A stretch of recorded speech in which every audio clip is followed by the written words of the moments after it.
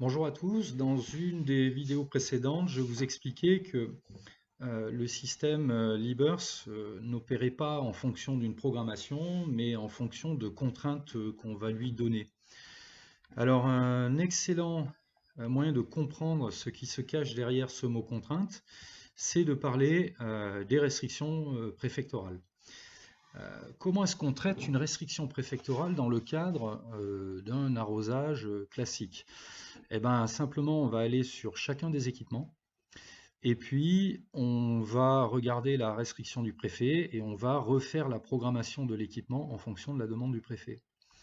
Mais c'est pas si simple. Prenons le cas je sais pas, d'une zone, d'un compteur d'eau dans une ville où il y a une dizaine d'électrovannes qui tirent sur le compteur d'eau.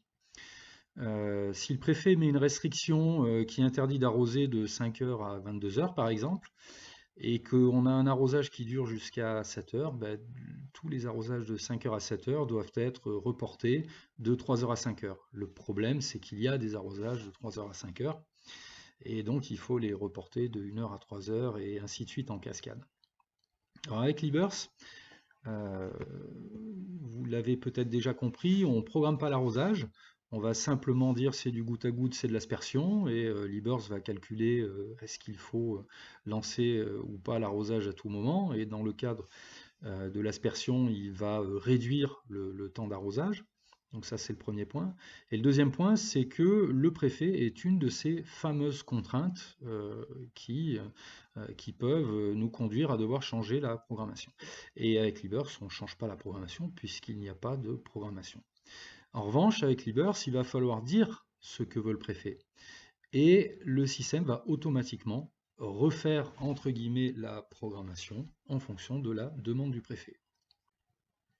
Alors, qu'est-ce que ça veut dire que le système refait la programmation en fonction de la demande du préfet? Ben, je vais vous montrer, c'est pas très compliqué. Je vais cliquer sur menu, mode spéciaux, restrictions. Alors, c'est dans cet outil qu'on crée les restrictions préfectorales, mais on va voir que ça dépasse largement le cadre du préfet. Donc, je clique sur le plus. Systématiquement, lorsque vous recevez un arrêté préfectoral, il y a une date de début, une date de fin. Alors, on est en janvier, donc je vais mettre tout le mois de janvier sous restriction pour la démo. Donc je crée une restriction du 1er au 31 janvier. Le préfet, dans le cadre de son arrêté, indique quels sont les moments où il est interdit d'arroser. On va prendre le cas d'une restriction un petit peu pénible, hein, qui va par exemple commencer à 5 heures et s'arrêter à 22 heures. Donc il est interdit d'arroser entre 5 heures et 22 heures. Ça, c'est des restrictions qui sont assez pénibles parce que on a toujours de l'arrosage autour de 5 à 7 heures du matin.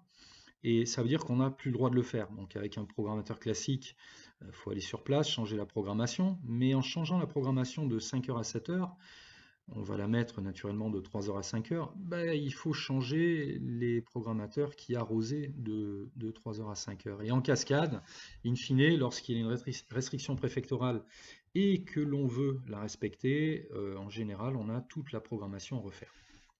Donc là, je dis juste que le préfet, il a dit pas d'arrosage de 5 heures à 22 heures. Je fais suivant. Excusez-moi. Le préfet dit toujours, en début de saison, l'aspersion est interdite. Ça, c'est systématique. Mais il ne dit pas forcément que le goutte à goutte est interdit. Souvent, il faut attendre un petit peu plus, d'être un petit peu plus loin dans la saison, autour du mois d'août, pour que le préfet interdise le goutte à goutte. Donc là, je vais pas interdire le goutte à goutte, mais je vais interdire l'aspersion comme une restriction de début de saison. Ensuite, le préfet donne des dérogations. En général, les dérogations qui sont acceptées, c'est les vivaces plantées dans l'année, voire les vivaces qui ont 2 ans, ainsi que les arbres plantés lors des 2 dernières années. Ici, on va pouvoir créer des types de plantes par ailleurs dans l'application et on va dire que, par exemple, mes vivaces jeunes ne sont pas sous restriction. C'est le dérogatoire qu'on met sur ce pas du pas à pas. Par ailleurs, le préfet, alors ça n'arrive plus, hein, peut donner des jours de trou, mais on va voir que sur une autre vidéo, je vous expliquerai à quoi ça sert. Bon, là, on va dire que la restriction est applicable à chacune des journées de la semaine. Et enfin, le préfet indique toujours que, en tout cas en début de saison, sont exemptés, ne sont pas sous le coup de la restriction, certaines choses comme les départs et les greens de golf, mais aussi les terrains de sport collectifs. Donc là, je vais, dans l'Ibers, il y a un système des quartiers, vous voyez, vous avez la liste des quartiers, je vais dire que tous les quartiers sont placés sous restriction, sauf les terrains de sport. Voilà. Je clique sur Finish et j'ai une restriction qui s'applique à plein de choses, voilà, sauf les terrains de sport. Lorsque je vais sur l'accueil maintenant, on voit qu'il y a un petit policier qui apparaît ici. Et vous voyez que ce policier apparaît exclusivement sur les électrovannes qui sont en aspersion. Les électrovannes en goutte à goutte, ça c'est l'icône des gouttes à goutte, ne sont pas placées sous restriction. Et si j'essaye d'ouvrir une électrovanne en aspersion, il me dit la restriction est en cours, voulez-vous quand même l'ouvrir? Donc il me prévient que je vais me mettre hors la loi si je clique sur valider. Voilà. En revanche, si je clique sur le goutte à goutte, on voit que ça pose aucun problème. Et voilà, là, l'arrosage a démarré sur le goutte à goutte. Hop, je coupe l'arrosage. Donc voilà, c'est hyper simple. La restriction a été déployée à l'échelle de la ville.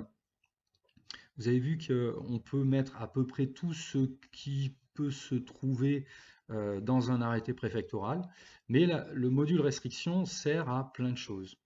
Je vais vous donner un ou deux exemples. Le cas des robots de tonte pour les terrains de sport. Je vais aller dans mode spéciaux et restrictions. Voilà. Je vais créer une restriction et là, ça ne va pas être une restriction datée. Ça va être une restriction permanente parce que le robot de tonte sort tous les jours. Voilà. Donc c'est pas le préfet qui me dit, qui m'autorise à sortir le robot de tonte. Là, c'est mes contraintes opérationnelles qui font que il faut que je mette une restriction. Et puis, je vais dire que la restriction, elle correspond exactement à la période de tonte du robot. Par exemple, si le robot tonte de minuit à 4 heures, donc je vais dire que de minuit à 4 heures, je ne veux pas que les turbines sortent. Sinon, robot contre turbine égale robot qui gagne. Voilà. Je vais dire bien sûr que c'est sur de l'aspersion, puisque sur des terrains de sport, c'est rarement du goutte à goutte.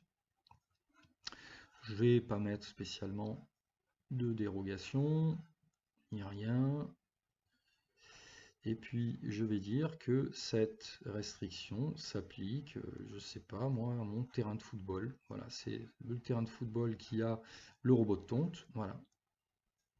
Voilà, donc là, il y a les restrictions permanentes et les restrictions temporaires qui sont des restrictions préfectorales. Ce module est extrêmement puissant parce qu'il vous permet de gérer plein de choses. La fête de la musique, le 14 juillet, toutes les fêtes à la turbine. Voilà, tous les moments où vous voulez absolument pas que les turbines sortent, vous créez une restriction en fonction des critères que je vous ai montrés et ça se déploie automatiquement et immédiatement à l'échelle de la ville. Voilà, j'espère que ça vous a plu et je vous dis à bientôt pour une prochaine vidéo.